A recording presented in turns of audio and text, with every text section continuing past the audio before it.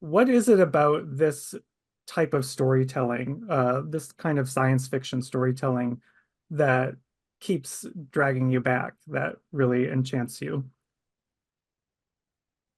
Is that for all of us? All of us. I'd love to hear from you.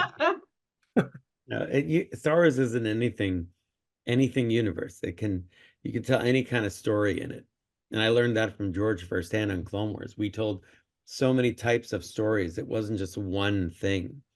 And he really you made it so flexible it can encompass almost anything. And so here I am almost 20 years in, still having a great time sending characters into this galaxy because you can literally just come up with something and go there and imagine it and make something of wonder. I mean, everyone like I remember telling Jon Favreau, it was so funny, the space whales are going to be in Ahsoka, and he's like, that is so bizarre. And then he loved it. Like, I don't he thought it was just the most wonderful thing. And it's the fact that in a show like that, in a story like Star Wars, you can have a person standing on the wing of an airplane high in the clouds talking to a giant space whale and make it an emotional moment. And to me, that's adventure. That's, your childhood belief in anything is possible.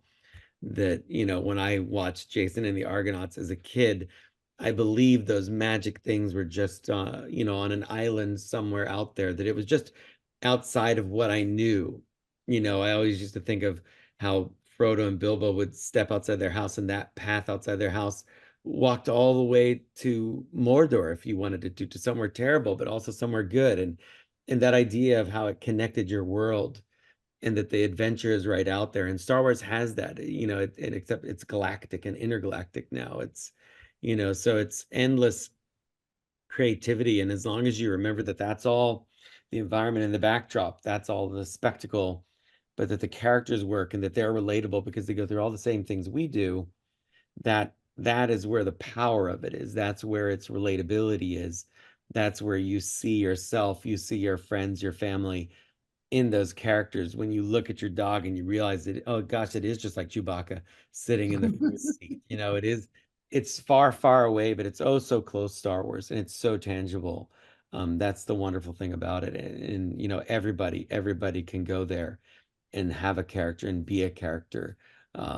Not just at Disney parks where you can literally do that, but now, which is also, by the way, amazing. Like I can't even, kids must have it so made today that they can do that and see a Lothcat. And by the way, I put Lothcats in Star Wars simply because why not? Like, why wouldn't there? I have come so close to just putting a dog, straight up a dog, on the bridge of a Republic ship because I'm like, why not? I think dogs are universal. I think if it would just be sitting there, I always use my dog, but he's terrible at continuity for takes. So I just couldn't have him do it. But a dog sitting on a bridge of a starship would make sense to me in Star. I don't even think it needs to look weird. Everybody loves dogs, right? So Everyone loves dogs. Can't go wrong with a dog.